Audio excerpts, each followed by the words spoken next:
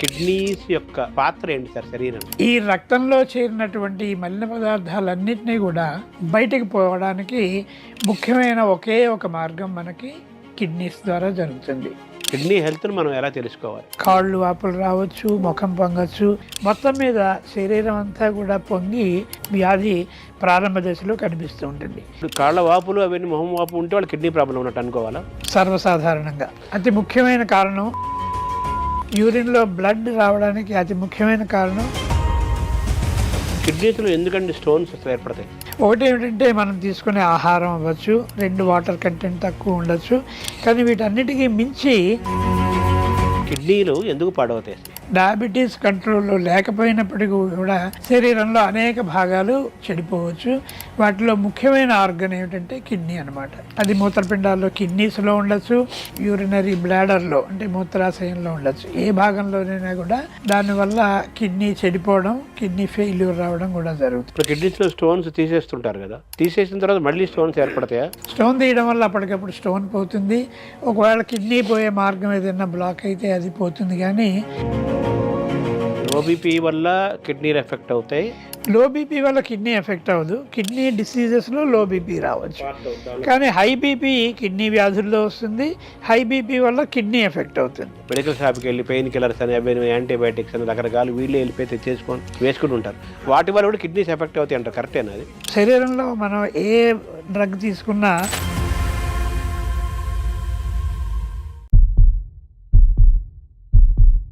నమస్కారం. మనతో పాటు వరల్డ్ రెనౌండ్ ప్రపంచ ప్రఖ్యాతి చెందిన నెఫ్రాలజిస్టు డాక్టర్ రవిరాజు గారు ఉన్నారు. వారు నెఫ్రాలజిస్టుగా ఎంత ప్రసిద్ధిలో వైద్య విభాగంలో, వైద్య శాస్త్రంలో ఉమ్మడి ఆంధ్రదేశంలో చాలా ప్రసిద్ధులు. వైద్య విద్యకు విశ్వవిద్యాలయం వారు గతంలో వైస్ ఛాన్సలర్గా చేశారు. ప్రస్తుతం అపోలో యూనివర్సిటీకి ప్రో ఛాన్సలర్గా ఉన్నారు.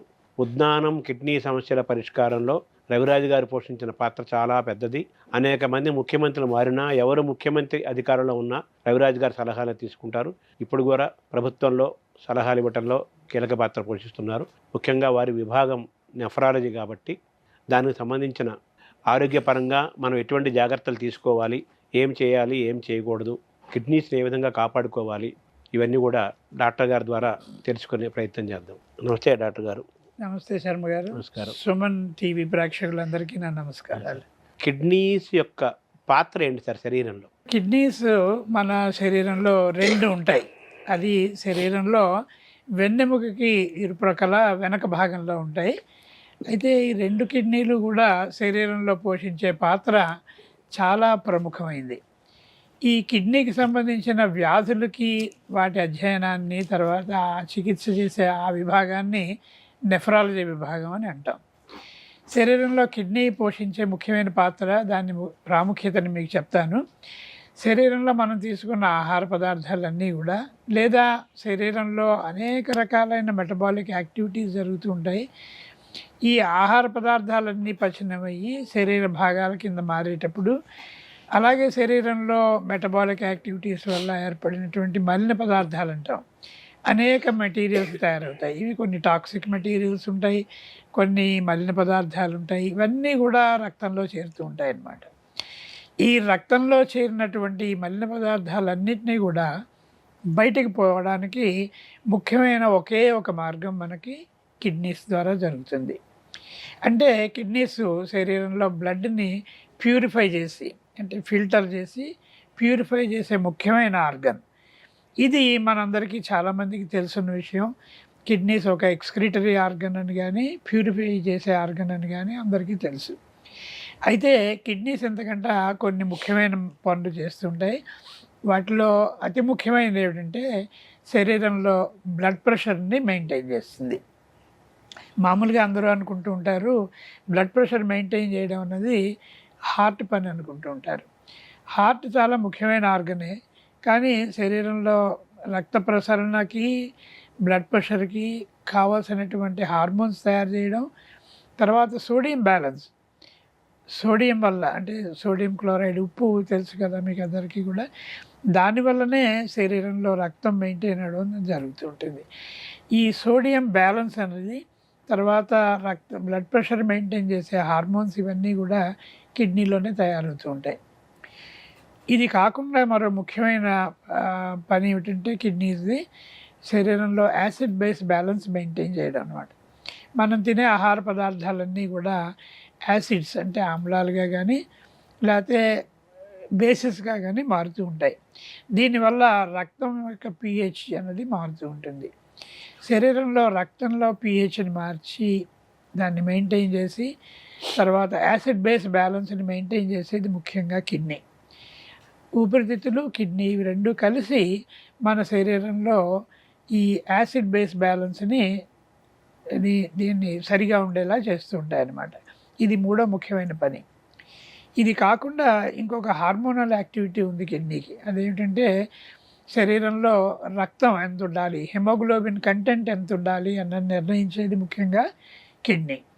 కిడ్నీలో తయారయ్యే ఎరిథ్రోపాయిటిన్ అనే ఒక హార్మోన్ వల్ల ఈ బోన్ మ్యారో స్టిమ్యులేట్ అయ్యి దానివల్ల మన రక్తంలో రక్త కణాల్లో హెమోగ్లోబిన్ మెయింటైన్ అవుతుంది అన్నమాట. ఇది కాకుండా విటమిన్ డి ఇది కూడా కిడ్నీలోనే యాక్టివేట్ అవుతుంది అన్నమాట. విటమిన్ డి లివర్లో తయారైనప్పటికీ అది కిడ్నీ ద్వారా వెళ్ళేటప్పుడు రక్త ప్రసరణలో కిడ్నీలో ఈ విటమిన్ డి యాక్టివేట్ అయ్యి దీనివల్లనే మన బోన్ స్ట్రెంగ్త్ అనేది పెరుగుతుంది అనమాట. అందువల్లనే చూస్తూ ఉంటాం కిడ్నీ వ్యాధులు వచ్చిన చిన్నపిల్లల్లో అనేక బోన్స్కి సంబంధించిన అవకరాలను చూస్తాం. వాళ్ళలో గ్రోత్ తగ్గిపోతుంది. పెద్దవాళ్ళలో అయితే బోన్స్ వీకెన్ అయ్యి ఫ్రాక్చర్స్ అవ్వడం అది జరుగుతుంది. ఈ రకంగా కిడ్నీ మన శరీరంలో అనేకమైనటువంటి పనులు చేస్తూ ఉంటుంది. ముఖ్యంగా శరీరంలో బ్లడ్ని ఫిల్టర్ చేస్తూ ఉంటుంది. ఇన్సులిన్ కిడ్నీకి లింక్ ఉంటుంది సార్. ఇన్సులిన్ వ్యవస్థకి కిడ్నీకి సంబంధం ఏంటంటే ఇన్సులిన్ మీకు అందరికీ తెలుసు ప్యాంక్రియాస్లో తయారవుతుంది. దానివల్ల శరీరంలో బ్లడ్ గ్లూకోజ్ లెవెల్స్ మెయింటైన్ అవుతాయి. అయితే సుమారుగా 40% ఇన్సులిన్ కిడ్నీ ద్వారా బయటికి పోతూ ఉంటుంది. అందువల్లనే కిడ్నీ వ్యాధి ఉన్న వాళ్ళకి బాడీలో ఇన్సులిన్ లెవెల్స్ పెరిగి నెమ్మదిగా వాళ్ళకి షుగర్ లెవెల్స్ తగ్గుతూ ఉంటాయి. అంతకుముందు డయాబెటీస్ ఉన్న వాళ్ళకైతే డయాబెటీస్ పూర్తిగా నార్మల్ అయిపోయే ఛాన్స్ ఉంటుంది. అందువల్ల ఇన్సులిన్ లేకపోయినప్పటికీ కూడా బయట నుంచి మనం ఇన్సులిన్ ఇవ్వకపోయినప్పటికీ కూడా వీళ్ళ రక్తంలో బ్లడ్ గ్లూకోజ్ నార్మల్గా మెయింటైన్ అవుతూ ఉంటుంది. శరీరంలో జీవ ప్రక్రియకి, మెటబాలిజంకి, బయలాజికల్ యాక్టివిటీకి, మనిషిని యొక్క ఆరోగ్యాన్ని బ్యాలెన్స్ చేయడానికి, కాపాడటానికి, ప్రొటెక్ట్ చేయడానికి కిడ్నీ యొక్క పాత్ర చాలా కీలకమైంది. అంతే కదా మీరు చెప్పిన చాలా కీలకమైంది సారాంశం. అయితే కిడ్నీకి చాలామంది కిడ్నీ ఎఫెక్ట్ అవుతుంది. చాలామందికి కిడ్నీ పరంగా ఇబ్బందులు పడుతున్నారు. వేరే వ్యాధుల వల్ల కిడ్నీ ఎఫెక్ట్ అవటం, లేదా కిడ్నీ ఇబ్బందుల వల్ల వేరే ఎఫెక్ట్ అవటం, ఇలా రకరకాల మల్టీగా కిడ్నీ సమస్యలతో ఇబ్బంది పడుతున్నారు, బాధపడుతున్నారు. పెరుగుతున్నాయి కూడా కిడ్నీ వ్యాధిగ్రస్తుల సంఖ్య కూడా పెరుగుతుంది. మన కిడ్నీ బాగా పనిచేయట్లేదు. కిడ్నీ హెల్త్ను మనం ఎలా తెలుసుకోవాలి? చాలా ఇంట్రెస్టింగ్ క్వశ్చన్ వేశారు. ఎందువల్లంటే కిడ్నీ వ్యాధి ఎలా వచ్చింది అని తెలుసుకోవడం చాలా ముఖ్యం అన్నమాట. లేకపోతే మనం దాని గురించి పట్టించుకోకపోయి అది చాలా చివరి దశకు వెళ్ళే వరకు కూడా మనకి తెలియకపోవచ్చు. ఇది కిడ్నీ వ్యాధి వచ్చిందని ఎలా తెలుస్తుందంటే మీకు ఇందాక చెప్పాను, బాడీలో బ్లడ్ ప్రెషర్ని మెయింటైన్ చేసే ముఖ్యమైన ఆర్గన్ కిడ్నీ. అందువల్ల అన్ని కిడ్నీ వ్యాధుల్లోనూ కూడా బ్లడ్ ప్రెషర్ పెరుగుతుంది. అంచేత హై బ్లడ్ ప్రెషర్ వచ్చినప్పుడు మనం వెంటనే కిడ్నీని చెక్ చేసుకుంటూ ఉండాలి. దీనికి ఉదాహరణకు మీకు చెప్తాను. మన శరీరంలో బ్లడ్ ప్రెషర్ ఇంక్రీజ్ అవ్వడానికి కిడ్నీ వ్యాధి మూల కారణం ఎలాగో హై బ్లడ్ ప్రెషర్ వల్ల కిడ్నీ కూడా డ్యామేజ్ అవుతూ ఉంటుంది. అంచేత కిడ్నీ దీనికి మెయిన్గా ఒక ఎండ్ ఆర్గన్ అవ్వచ్చు లేదా టార్గెట్ ఆర్గన్ అవ్వచ్చు. కిడ్నీ వల్లే బ్లడ్ ప్రెషర్ ఇంక్రీజ్ అవుతుంది. అలాగే బ్లడ్ ప్రెషర్ ఇంక్రీజ్ అవ్వడం వల్ల కిడ్నీ డ్యామేజ్ అవుతూ ఉంటుంది. రెండు రకాలుగా కూడా కిడ్నీ డ్యామేజ్ అవుతుంది. ఇది ఒక ముఖ్యమైన వ్యాధి లక్షణం. రెండోది ఏమిటంటే శరీరంలో కిడ్నీ ఫిల్టర్ చేస్తుందని చెప్పాను. మన మలిన పదార్థాలన్నీ కూడా ఇలా ఫిల్టరేషన్ చేసినప్పుడు మలిన పదార్థాలన్నీ కూడా కిడ్నీ వ్యాధి ఉన్న వాళ్ళకి రక్తంలో చేరిపోతూ ఉంటాయి. అందువల్ల ఈ మలిన పదార్థాల వల్ల శరీరంలో అనేక భాగాలు ఎఫెక్ట్ అవుతూ ఉంటాయి.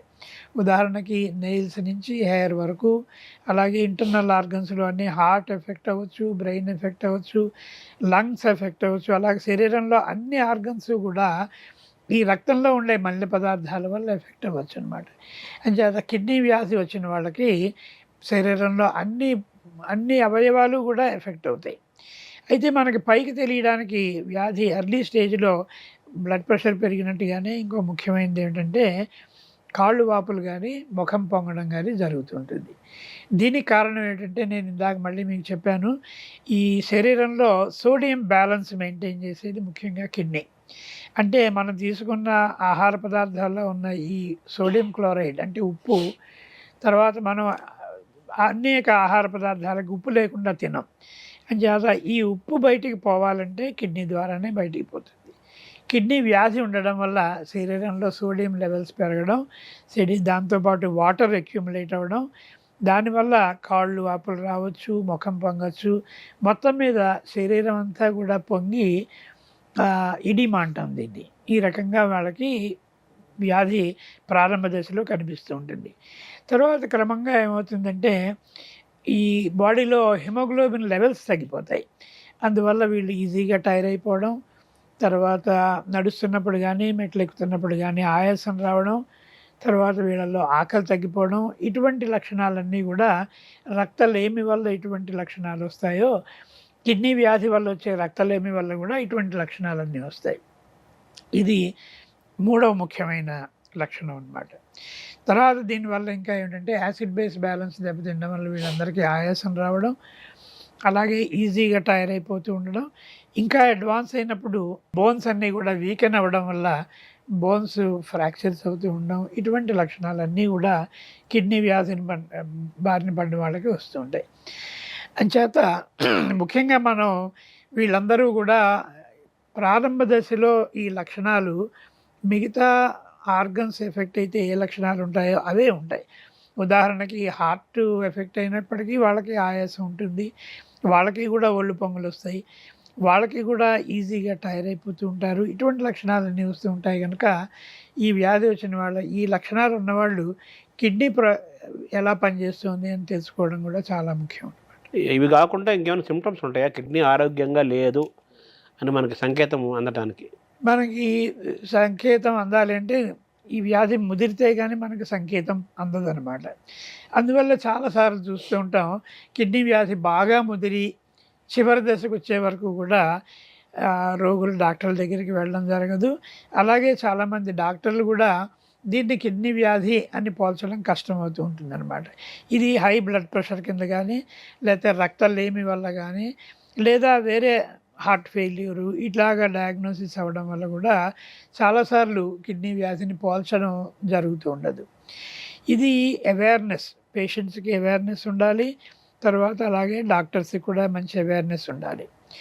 దీనికి ఇంకొక ఉదాహరణ చెప్తాను. ఏమిటంటే సాధారణంగా కిడ్నీ వ్యాధి రావడానికి అతి ముఖ్యమైన కారణం ఏమిటంటే డయాబెటీస్ వల్ల వస్తుంది. ఈ డయాబెటీస్ మీకు అందరికీ తెలుసు, మన దేశంలో చాలామంది డయాబెటీస్ వల్ల బాధపడే వాళ్ళు ఉన్నారు. ప్రజల్లో 20% మందికి డయాబెటీస్ ఉంటుంది మన దేశంలో. అదే పట్టణాల్లోనూ నగరాల్లోనూ అయితే సుమారుగా ఇంకొంచెం ఎక్కువ శాతం మంది ప్రజలకే షుగర్ వస్తుంది. అయితే డయాబెటీస్ కంట్రోల్లో లేకపోయినప్పటికీ కూడా శరీరంలో అనేక భాగాలు చెడిపోవచ్చు. వాటిలో ముఖ్యమైన ఆర్గన్ ఏమిటంటే కిడ్నీ అనమాట. అంచేత లాంగ్ స్టాండింగ్ డయాబెటీస్ ఉన్న వాళ్ళందరూ కూడా కిడ్నీ హెల్త్ ఎలా ఉంది అన్నది చెక్ చేసుకోవడం చాలా ముఖ్యం. హైపర్ టెన్షన్ వాళ్ళు అదే రకంగా రెండో ముఖ్యమైనది ఏమిటంటే హైపర్ టెన్షన్ అన్నది సర్వసాధారణంగా ఏ విధమైన శరీరంలో ఇంకొక వ్యాధి లేకుండా వాళ్ళకి జెనెటిక్గానే బ్లడ్ ప్రెషర్ ఇంక్రీజ్ అవుతుందన్నమాట. దీన్ని మామూలుగా డాక్టర్ల పరిభాషలో ఏమిటంటే ఎసెన్షియల్ హైపర్ టెన్షన్ అంటాం. అంటే బ్లడ్ ప్రెషరు హైపర్ టెన్షన్కి for which there is no reason, no aetiology. ఇది 180% మందిలో ఈ రకంగానే ఉంటుంది. కానీ ఒక 20% నుంచి 15% లోపు వరకు కూడా మనుషులకి ఏదో ఒక వ్యాధి ఉండడం వల్ల బ్లడ్ ప్రెషర్ పెరుగుతుంది. ఆ వ్యాధుల్లో ముఖ్యమైనది కిడ్నీ వ్యాధి అన్నమాట. అంచేత హై బ్లడ్ ప్రెషర్ ఉన్న వాళ్ళందరూ కూడా కిడ్నీ హెల్త్ ఎలా ఉంది అని చెక్ చేసుకోవడం ముఖ్యం. అలాగే కిడ్నీ వ్యాధి బారిపడిన వాళ్ళందరూ కూడా బ్లడ్ ప్రెషర్ ఎలా ఉంది అని చూసుకోవడం, దాన్ని కంట్రోల్ చేసుకోవడం వల్లే కిడ్నీ ప్రొటెక్ట్ అవుతుంది. హై బ్లడ్ ప్రెషర్ వల్ల వచ్చే మిగతా వ్యాధులు కూడా రాకుండా ఉంటాయి అన్నమాట. థైరాయిడ్, హార్ట్ ప్రాబ్లమ్స్ ఉన్న వాళ్ళు ఉంటారు కదా, దానికి కిడ్నీ హెల్త్కి లింక్ ఉందా? కిడ్నీ వ్యాధికి దానికి కూడా కొంత సంబంధం ఉంది. మూడో ముఖ్యమైన విషయం నేను ఇందాక చెప్పండి ఏంటంటే జెనెటిక్ ప్రాబ్లమ్స్ ఉంటాయి. అనేక జన్యుపరమైన సంబంధమైన వ్యాధుల వల్ల కూడా కిడ్నీ చెడిపోవడానికి అవకాశం ఉంది. ఇది చిన్నపిల్లల్లో ఎక్కువగా వ్యాధి రావడానికి ఇది ఒకటి. తర్వాత మన దేశంలో పాలిసిస్టిక్ కిడ్నీ డిసీజ్ అనే వ్యాధి కూడా ఎక్కువగా ఉంటుంది. ఇది కూడా ఒక జన్యుపరమైన వ్యాధి. దీనివల్ల సుమారుగా 40-45 సంవత్సరాలకు వచ్చేసరికి కిడ్నీ ఫంక్షన్ తగ్గడం, తర్వాత వాళ్ళు కిడ్నీ ఫెయిల్యూర్కి వెళ్ళడం జరుగుతూ ఉంటుంది. ఇవన్నీ కాకుండా ముఖ్యంగా కిడ్నీ వ్యాధి రావడానికి యూరినరీ ఇన్ఫెక్షన్స్ అనమాట. ఈ యూరినరీ ఇన్ఫెక్షన్స్ బాగా రావడం, వాటిని కంట్రోల్ చేయకపోవడం, ప్రారంభ దశలో వాటిని నివారించకపోవడం వల్ల కూడా కిడ్నీ వ్యాధి రావడానికి, కిడ్నీ ఫంక్షన్ తగ్గిపోవడానికి కూడా చాలా అవకాశం ఉంది.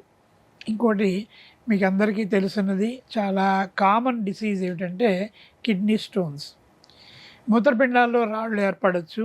అది మూత్రపిండాల్లో కిడ్నీస్లో ఉండొచ్చు, లేదా కిడ్నీ నుంచి కిందకు వచ్చే ట్యూబ్స్లో ఉండొచ్చు, లేదా కింద యూరినరీ బ్లాడర్లో అంటే మూత్రాశయంలో ఉండొచ్చు. ఏ భాగంలోనైనా కూడా శరీరంలో రాళ్ళు ఏర్పడే అవకాశం ఉంటుంది. ఈ రాళ్ళు ఏర్పడడానికి కారణాలు అవి మీకు తర్వాత చెప్తాను. కానీ ఈ రాళ్ళ వల్ల కూడా క్రమంగా కిడ్నీ బ్లాక్ అవ్వడం, దానివల్ల కిడ్నీ చెడిపోవడం, కిడ్నీ ఫెయిల్యూర్ రావడం కూడా జరుగుతుంది. ఇది కూడా ఒక ముఖ్యమైన వ్యాధి అన్నమాట. అంటే మనకి diabetes, high blood pressure, urinary infections, జన్యు సంబంధమైన వ్యాధులు ఎలాగో అలాగే ఈ కిడ్నీ స్టోన్స్, రీనల్ క్యాలిక్యులై అంటాం మెడికల్ టెర్మినాలజీలో, వాటి వల్ల కూడా కిడ్నీ ఫెయిల్యూర్ సంభవించవచ్చు. లో బీపీకి ఏం సంబంధం ఉండదా కిడ్నీ హెల్త్ ఉంటుంది. తర్వాత వీటన్నిటికంటే కూడా ముఖ్యమైన ఇంకొక కారణం ఉంది. అది ఇమ్యునలాజికల్ డిసీజెస్ అంటాం. అంటే డయాబెటీసు, హైపర్ టెన్షన్ తర్వాత అతి ముఖ్యమైన వ్యాధి ఇది. కిడ్నీకి వచ్చే వ్యాధుల్లో ఇది ఇమ్యునలాజికల్ డిసీజెస్. ఇవి చాలా ముఖ్యమైనది. దీనికి సరైన కారణం ఇదమిత్తమని తెలియదు. కానీ శరీరంలో ఎక్కడ ఇన్ఫెక్షన్ వచ్చినా దానివల్ల వచ్చే యాంటీబాడీస్ తయారవడం వల్ల కానీ, లేదా ఆటో ఇమ్యూన్ డిసీజెస్ అంటాం, వాటి గురించి మీరు వినుంటారు.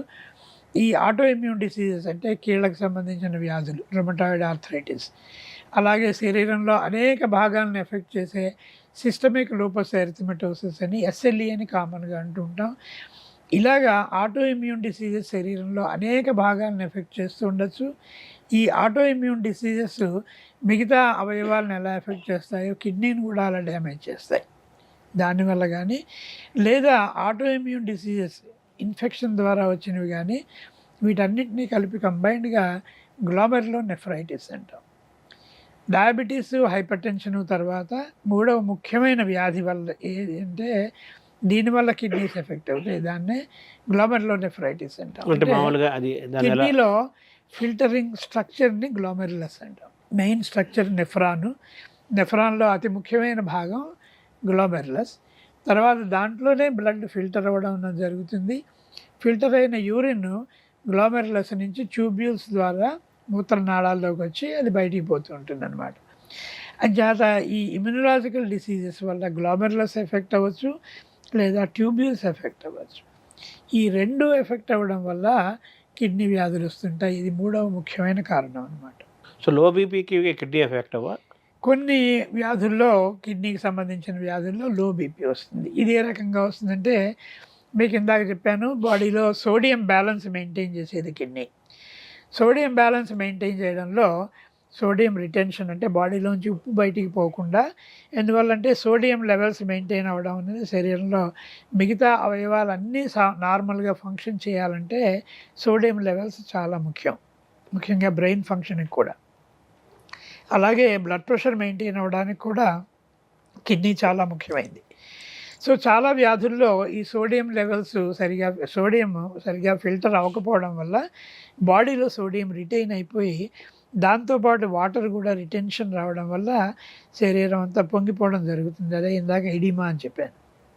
కానీ కొన్ని కిడ్నీ వ్యాధుల్లో సోడియం లాస్ ఎక్కువగా ఉంటుంది. అంటే కిడ్నీ సోడియంని రిటైన్ చేయలేక సోడియం యూరిన్ ద్వారా బయటికి పోతుంటుంది. వీటిని సాల్ట్ లూజింగ్ డిజార్డర్స్ అంటాం. వీటి వల్ల సోడియం లెవెల్స్ తగ్గిపోయి బ్లడ్ ప్రెషర్ తగ్గిపోతూ ఉంటుంది అన్నమాట. అంచేత కిడ్నీ వ్యాధులు కొన్ని చాలా వరకు హై బ్లడ్ ప్రెషర్ ఉంటుంది. కానీ కొన్ని స్పెషల్ కిడ్నీ వ్యాధుల్లో బ్లడ్ ప్రెషర్ కూడా తగ్గిపోవచ్చు. లో బీపీ లో బీపీ కూడా. లో బీపీ వల్ల కిడ్నీలు ఎఫెక్ట్ అవుతాయి. లో బీపీ వల్ల కిడ్నీ ఎఫెక్ట్ అవ్వదు. కిడ్నీ డిసీజెస్లో లో బీపీ రావచ్చు.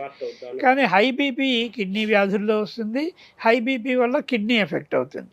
మామూలుగా ప్రివెన్షన్ అంటారు కదా, prevention is better than cure అంటారు కదా. ఇందులో టెస్టుల యొక్క పాత్ర అండి.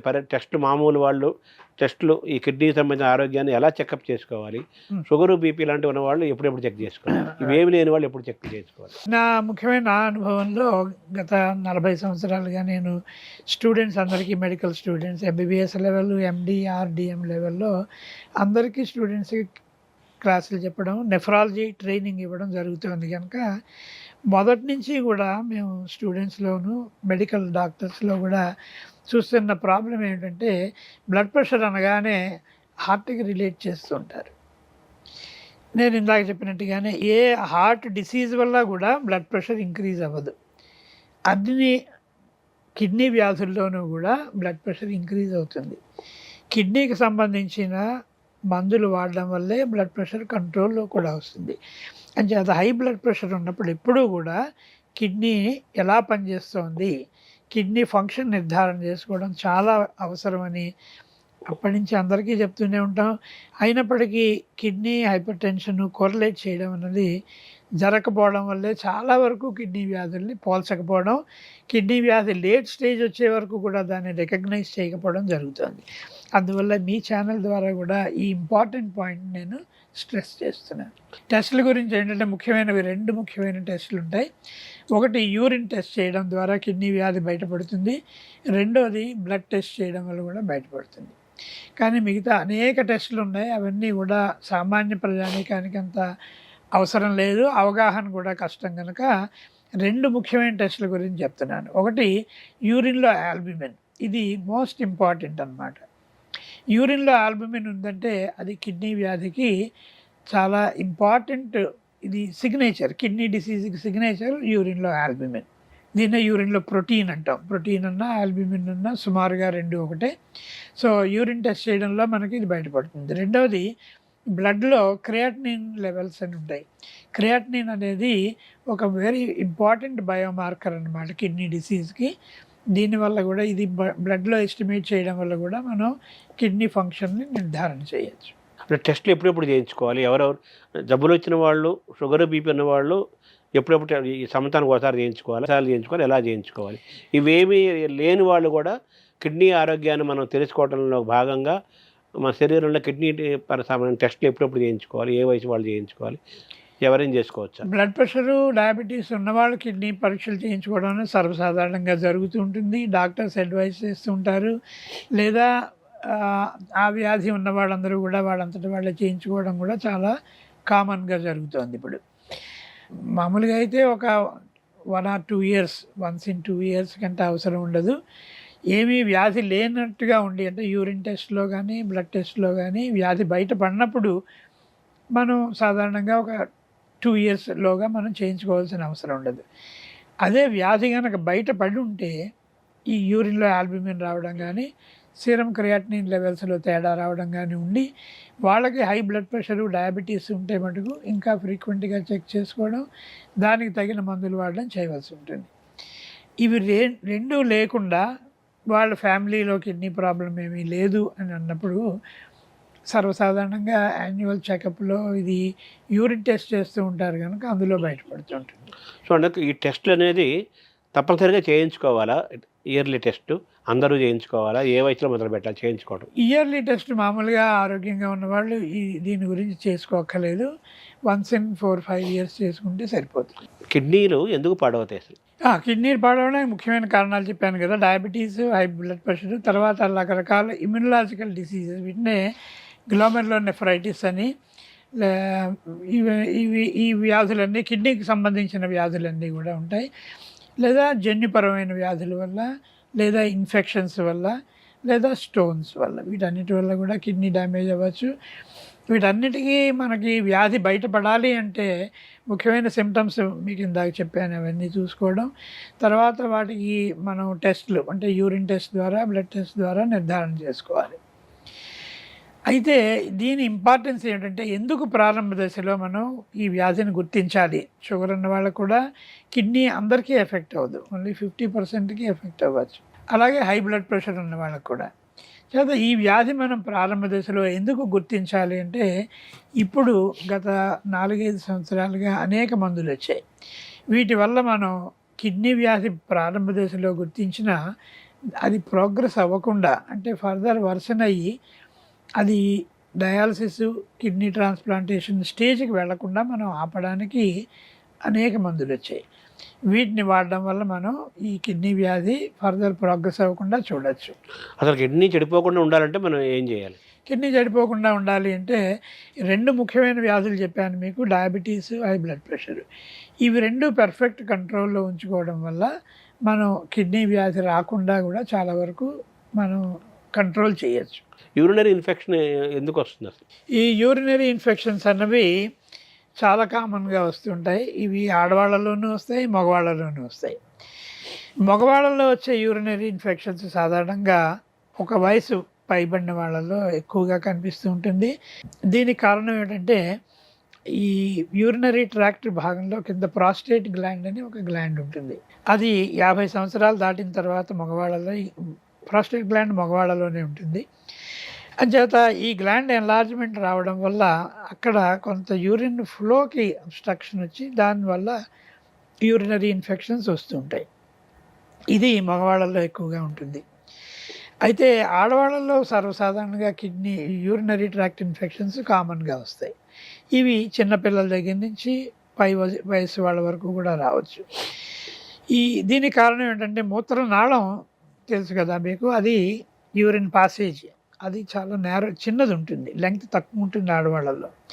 అందువల్ల బయట నుంచి బ్యాక్టీరియా మూత్రాశయానికి చేరి అక్కడ ఇన్ఫెక్షన్ రావడం, మూత్రాశయం నుంచి కిడ్నీ వరకు కూడా వెళ్ళడానికి అవకాశం ఉండడం వల్ల సర్వసాధారణంగా వీళ్ళల్లో ఇన్ఫెక్షన్స్ వస్తుంటాయి. అలాగే ఒక వయసు వచ్చిన తర్వాత అంటే హనీమూన్ సిస్టైటిస్ అంటాం, పెళ్ళైన కొత్తల్లో యూరినరీ ఇన్ఫెక్షన్స్ రావచ్చు. అలాగే ప్రెగ్నెన్సీ టైంలో కూడా యూరినరీ ఇన్ఫెక్షన్స్ రావచ్చు ఆడవాళ్ళలో. అలాగే పెద్ద వయసు ఉన్న వాళ్ళలో ఏమిటంటే ఈ ప్రెగ్నెన్సీస్ డెలివరీస్ ఎక్కువైన వాళ్ళకి పెల్విక్ ఫ్లోర్ కొంచెం వీక్నెస్ రావడం వల్ల దగ్గిన తుమ్మిన యూరిన్ అయిపోతూ ఉంటుంది. తర్వాత యూరినరీ ఇన్కాంటినెన్స్ అంటాం, దానివల్ల కూడా ఎక్కువగా యూరినరీ ఇన్ఫెక్షన్స్ వస్తుంటాయి. ఇవన్నీ లేకుండా అనేక జన్యుపరమైన వ్యాధులు ఉంటాయి. అంటే బ్లాడర్ కంట్రాక్టిలిటీ తగ్గడం వల్ల, బ్లాడర్ డిస్ఫంక్షన్ వల్ల, న్యూరలాజికల్ ప్రాబ్లమ్స్ వల్ల, బ్లాడర్ ఎంప్టీయింగ్ కెపాసిటీ సరిగా లేనప్పుడు కూడా యూరినరీ ఇన్ఫెక్షన్స్ వస్తాయి. ఇవి ఆడవాళ్ళలో రావచ్చు, మగవాళ్ళలో రావచ్చు. వీటన్నిటికంటే కూడా డయాబెటీస్ ఉన్న వాళ్ళకి యూరినరీ ఇన్ఫెక్షన్స్ రావడానికి ఎక్కువ ఛాన్స్ ఉంటుంది. యూరినరీ ఇన్ఫెక్షన్స్ రాకుండా మనం ఏం జాగ్రత్త పడలేమా? తప్పకుండా పడవచ్చు. ఒకటి చిన్నపిల్లల్లో, తర్వాత ప్రెగ్నెంట్ లేడీస్లో, తర్వాత రీసెంట్గా మ్యారేజ్ అయినటువంటి ఈ గ్రూప్లో వచ్చే యూరినరీ ఇన్ఫెక్షన్స్ అన్నీ కూడా నివారించవచ్చు. వీటన్నిటికీ కూడా సరైన హైజీనిక్ కండిషన్స్ ఉంచుకోవడం వల్ల, అలాగే వాటర్ కంటెంట్ ఎక్కువ తీసుకుని ఫ్రీక్వెంట్గా యూరిన్ పాస్ చేయడం వల్ల, తర్వాత ఈ యూరినరీ ఇన్ఫెక్షన్స్ రావడానికి అవకాశం ఉన్న ఈ ఏజ్ గ్రూప్ వాళ్ళందరూ కూడా ఫ్రీక్వెంట్గా యూరిన్ ఎగ్జామినేషన్ చేసుకోవడం వల్ల, తర్వాత ఎర్లీ స్టేజ్లో వాటిని మందులు వాడి నివారించుకోవచ్చు. అలాగే గైనకలాజికల్ ప్రాబ్లమ్స్ ఉన్నవి, వాటిని నివారించడం వల్ల కూడా యూరినరీ ఇన్ఫెక్షన్స్ రాకుండా మనం ఆపుకోవచ్చు. అలాగే మగవాళ్ళల్లో అయితే ఈ ప్రాస్టేట్ గ్లాండ్, దానికి తగిన ట్రీట్మెంట్ తీసుకోవడం వల్ల కూడా యూరినరీ ఇన్ఫెక్షన్ లేకుండా చేయొచ్చు. తర్వాత డయాబెటీస్ కంట్రోల్లో ఉంచుకోవడం వల్ల కూడా యూరినరీ ఇన్ఫెక్షన్స్ తగ్గుతాయి. ఇంకో ముఖ్యమైనది మీకు ఇందాక చెప్పాను, స్టోన్ డిసీజ్. స్టోన్కి యూరినరీ ఇన్ఫెక్షన్కి అవినాభావ సంబంధం ఉంది. స్టోన్స్ వల్ల యూరినరీ ఇన్ఫెక్షన్స్ వస్తాయి. యూరినరీ ఇన్ఫెక్షన్స్ ఉన్న వాళ్ళకి స్టోన్స్ రావడానికి కూడా కారణం ఉంటుంది. అండ్ అది ఇవి రెండింటినీ కూడా ప్రారంభ దశలో గుర్తించి మనం నివారిస్తే యూరినరీ ఇన్ఫెక్షన్స్ కూడా రాకుండా ఉంటాయి. సో యూరినరీ ఇన్ఫెక్షన్స్ రాకుండా ఉండాలి అంటే పరిశుభ్రత యొక్క పాత్ర కూడా చాలా ఎక్కువ ఉంది. ఉంటాయి కదా. తర్వాత మీరు ప్రోటీన్ గురించి చెప్పారు ఇందాక. కిడ్నీ హెల్త్కి ఎక్కువ ప్రోటీన్ ఉండకూడదు, ప్రోటీన్ తక్కువ ఉండాలంటారు కదా, ఎలా చూడాలి దాన్ని? Protein and kidney. Normal kidney function ఉన్నప్పుడు ప్రోటీన్ రెస్ట్రిక్ట్ చేయడం వల్ల అవసరం ఉండదు. నార్మల్గా అందరూ హెల్దీ పీపుల్ అందరూ కూడా 1 gram per KG 1.5 grams per KG protein అంటాం, ఆ రకంగా తీసుకోవచ్చు. అది యానిమల్ ప్రోటీన్ అవ్వచ్చు, వెజిటబుల్ ప్రోటీన్ అవ్వచ్చు, ఏదైనా. అయితే కిడ్నీ వ్యాధి ప్రారంభ దశలో ఉన్నప్పటి నుంచి కూడా లేట్ స్టేజ్లో ఉన్నప్పటికీ కూడా ప్రోటీన్ రెస్ట్రిక్షన్ చాలా అవసరం అనమాట. ఇది ఏంటంటే ప్రోటీన్ మనం ఎక్కువగా తీసుకుంటే ఈ కిడ్నీ మీద లోడ్ ఎక్కువ పడుతుంది, అంటే కిడ్నీ ఫిల్టరింగ్ కెపాసిటీ ఇంక్రీజ్ అవుతుందన్నమాట. అంటే దీన్ని గ్లోమెరులర్ ఫిల్టరేషన్ రేట్ అంటాం. ఇది బాగా పెరుగుతుంది. మీరు ఎక్కువ ప్రోటీన్ తీసుకున్న కొద్దీ ఇది ఫిల్టరేషన్ బాగా పెరుగుతూ ఉంటుంది. యానిమల్ ప్రోటీన్ వల్ల ఇంకా ఎక్కువ పెరుగుతుంది. ఇది ఈ కాలంలో మనం చూస్తున్నాం, చాలా యంగ్ పీపుల్ అంతా కూడా ఫిజికల్ ఎక్సర్సైజెస్ చేయడం, బాడీ బిల్డింగు, అలాగే ఎక్కువ హై ప్రోటీన్ అంటే రోజుకి 5 గ్రామ్స్ పర్ కేజీ అంటే 20 ఎగ్స్ తినడం, లేదా రకరకాల ఇప్పుడు ప్రోటీన్ ఫుడ్స్ అవైలబుల్గా ఉన్నాయి, అవన్నీ ఎక్కువగా తీసుకోవడం, ఎనబాలిక్ స్టీరాయిడ్స్ అన్నవి తీసుకుంటూ ఉండడం. వీటన్నిటి వల్ల ఏమిటంటే కిడ్నీ మీద బాగా లోడ్ పడి దానివల్ల కూడా కిడ్నీ ఫెయిల్యూర్ రావచ్చు. లేకపోతే normal health, normal kidney function ఉన్నవాళ్ళు ప్రోటీన్ రెస్ట్రిక్షన్ చేయవలసిన అవసరం ఉండదు.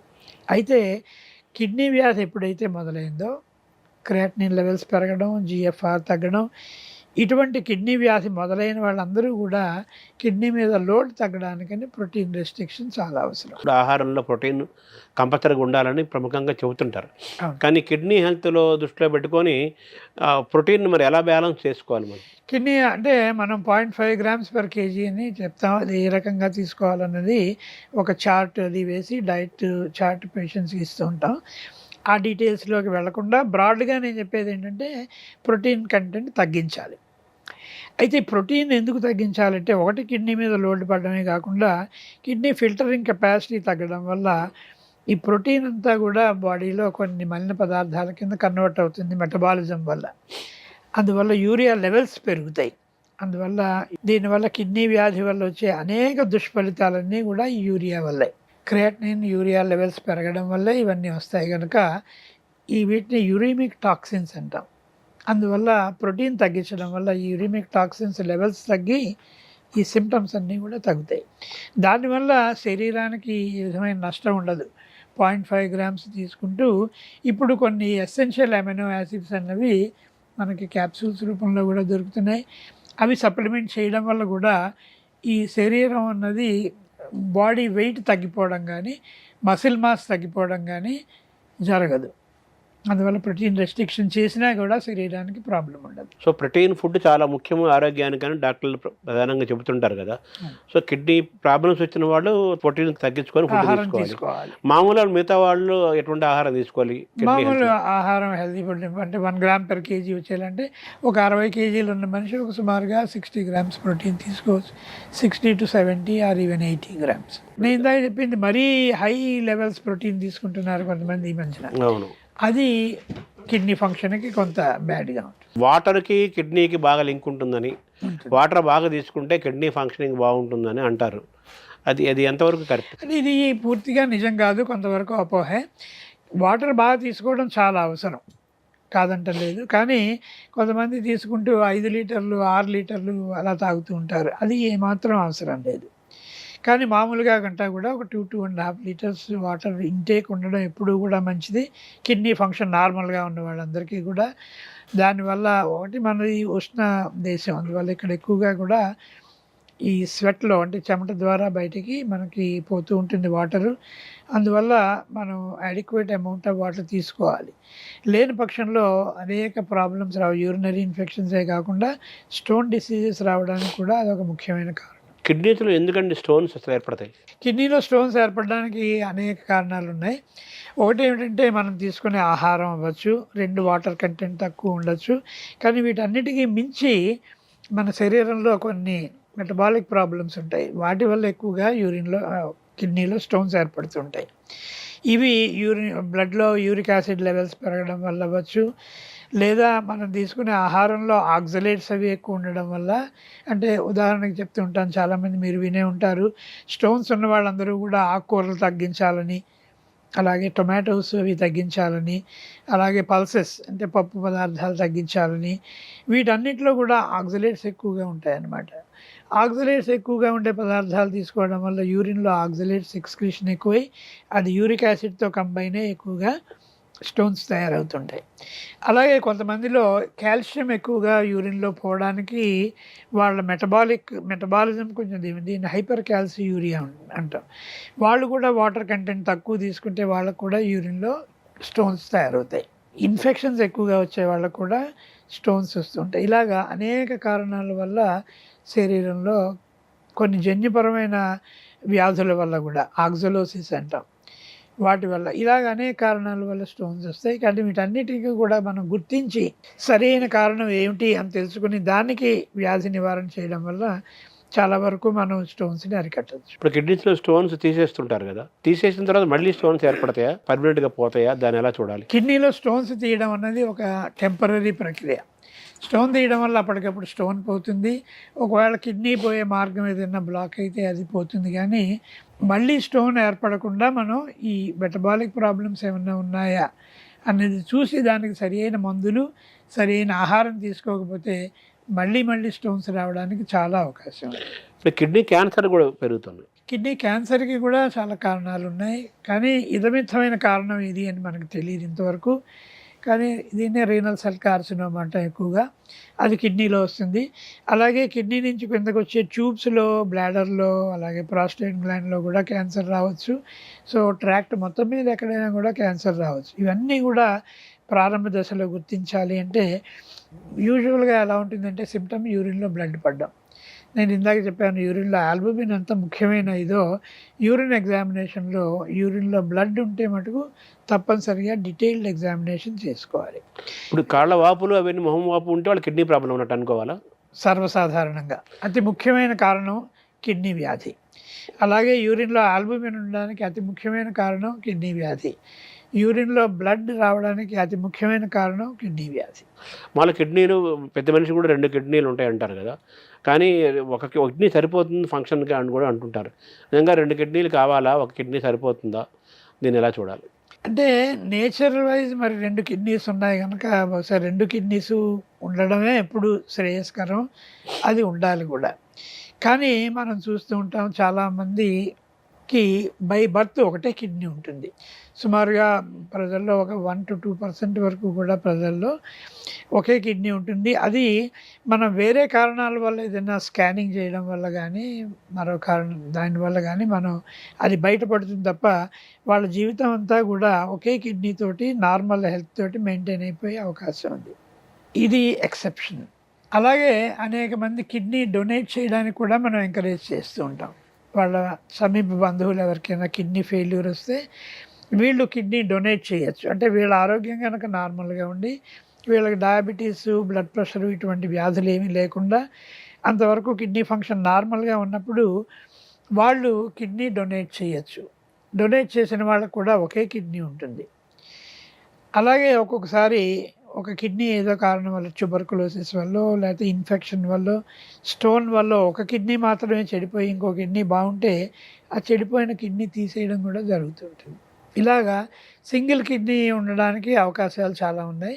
వీళ్ళందరిలో కూడా సింగిల్ కిడ్నీ ఉన్న వాళ్ళకి ఫ్యూచర్లో కిడ్నీ ఫంక్షన్ తగ్గడానికి అవకాశం ఉంది, లేకపోలేదు.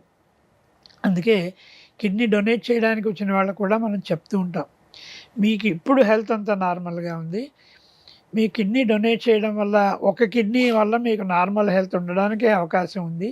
కానీ కొన్ని సంవత్సరాలు, కొన్ని డికేడ్స్ తర్వాత కిడ్నీ ఫంక్షన్ తగ్గడానికి కూడా కొంత అవకాశం ఉంది అని ముందు జాగ్రత్త చర్యగా ఒప్పుకుంటేనే మీరు డొనేట్ చేయండి. కానీ సర్వసాధారణంగా కిడ్నీ ఫెయిల్యూర్ రావడం అన్నది చాలా అరుదు, కానీ రాదు అని చెప్పలేదు. అయితే మామూలు బ్లడ్ గ్రూప్ ఒకటే బ్లడ్ గ్రూప్ వాళ్ళది మారుస్తారా కిడ్నీలు? కిడ్నీ ట్రాన్స్ప్లాంట్ తీసుకోవాలని డోనర్ కిడ్నీ వ్యాధి చికిత్స గురించి కొంత చెప్తాను.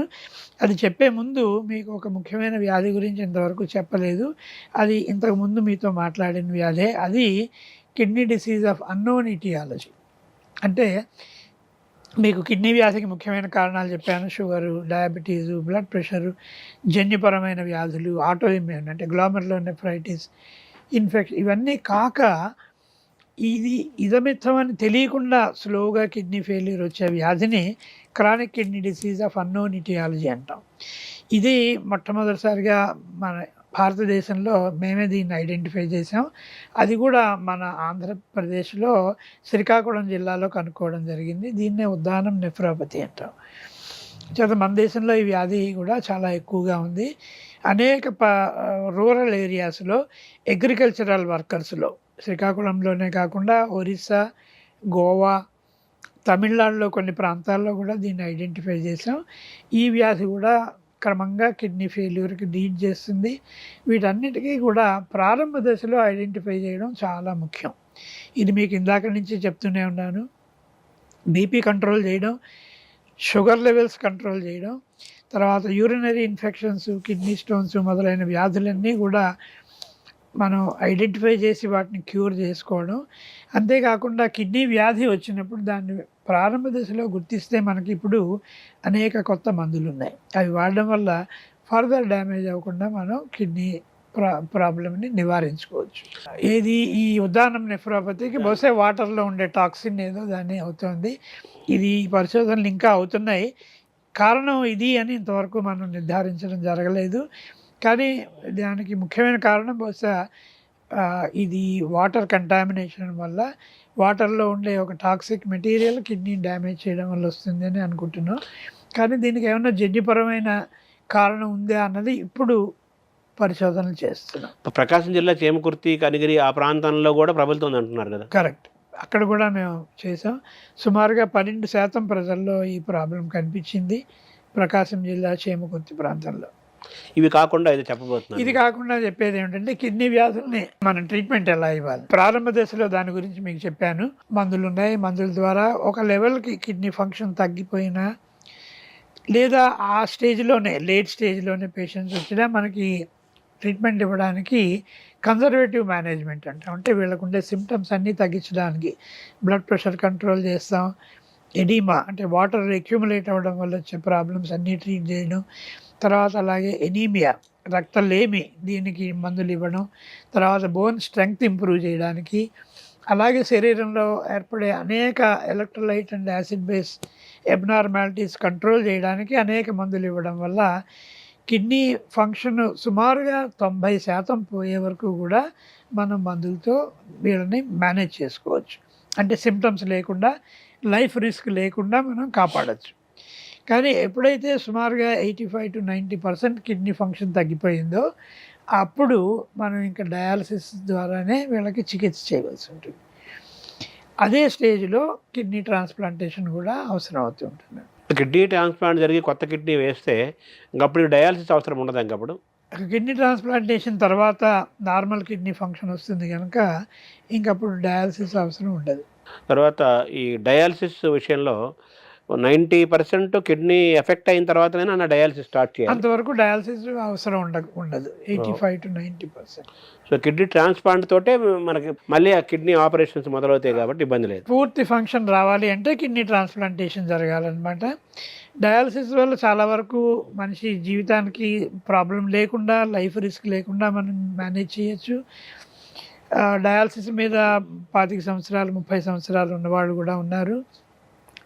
ఇది మన దేశంలో కూడా చాలా ప్రాచుర్యంలోకి వచ్చింది, అందుబాటులో ఉంది.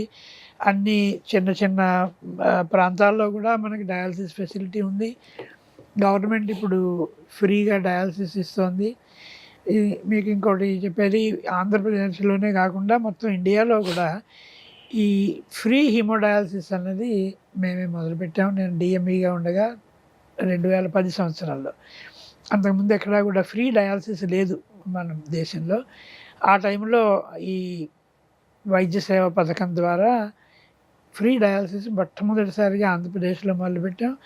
తర్వాత అనేక రాష్ట్రాల్లో దీన్ని ఉదాహరణగా తీసుకుని ఈ ప్రక్రియను మొదలుపెట్టారు. అందువల్ల ఇప్పటికీ మన భారతదేశంలో ప్రజలకి చాలా వరకు కూడా అవసరమైన వాళ్ళకి డయాలసిస్ అందుబాటులోనే. డయాలసిస్ స్టేజ్కి వచ్చామని భయభ్రాంతులకు గురవాల్సిన అవసరం ఉంటుందా? ఇది ఎలా చూడాలి దాన్ని? ఒకటి, డయాలసిస్ గురించి అపోహ పెట్టుకోక్కర్లేదు.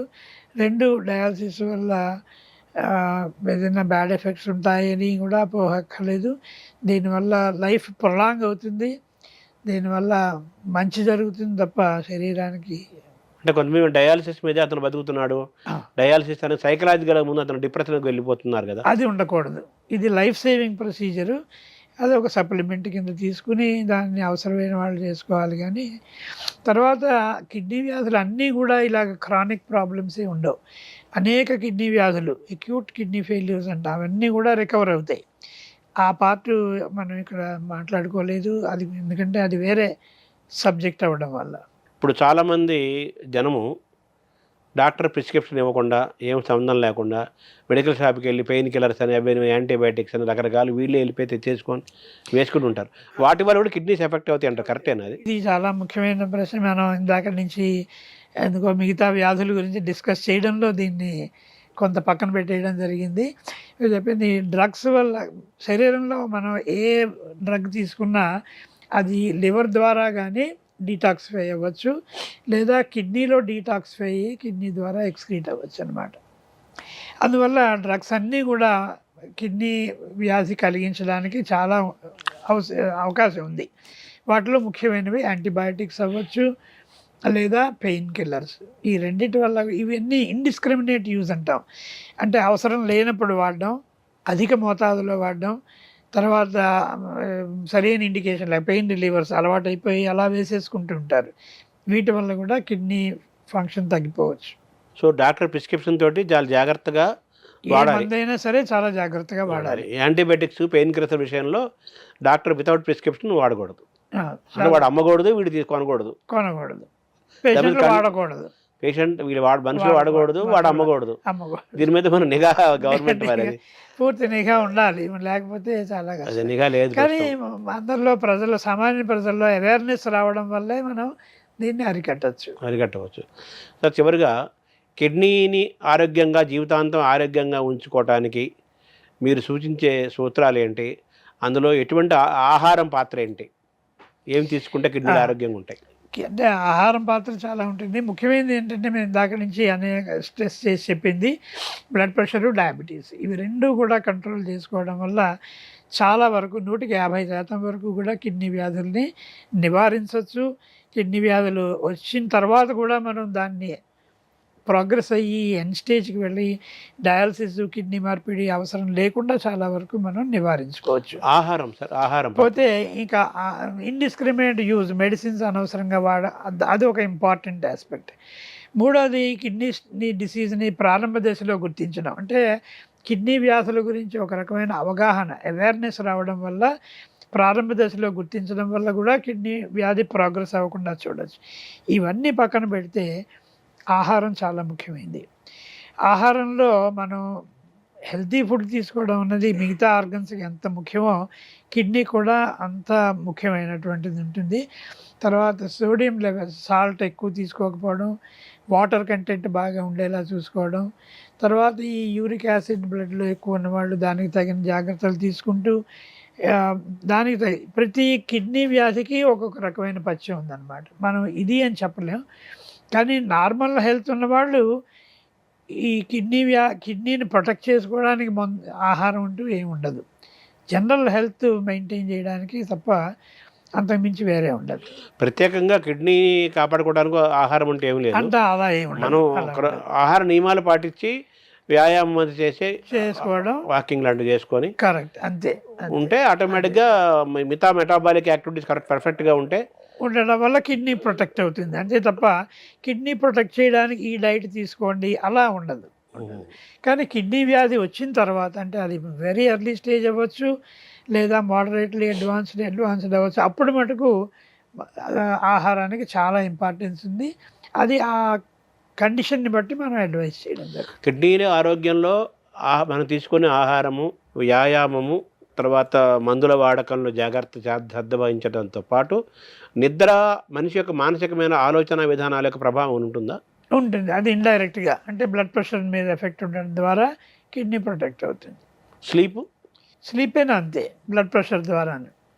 తప్ప డైరెక్ట్గా కిడ్నీకి స్లీప్కి సంబంధం లేదు. ఓవరాల్గా మన శరీరంలో అతి ముఖ్యమైన కిడ్నీ విషయం పట్ల ఉమ్, ఆ కిడ్నీ ఏం ఫంక్షన్ చేస్తుంది, దానికి డిస్ఫంక్షనింగ్ ఏంటి, అనారోగ్యాలు ఏంటి, ఆరోగ్యం ఏంటి, ఇవన్నీ కూడా అందరూ కూడా తెలుసుకోవాలి. ముందు క్రమశిక్షణతో కానీ జీవిస్తే చాలా వరకు కిడ్నీ కానీ ఎటువంటి ఆర్గాన్స్ దెబ్బతినకుండా ఉంటాయి. కరెక్ట్. అంతే. థ్యాంక్ యూ డాక్టర్ గారు. నమస్తే. నమస్కారం.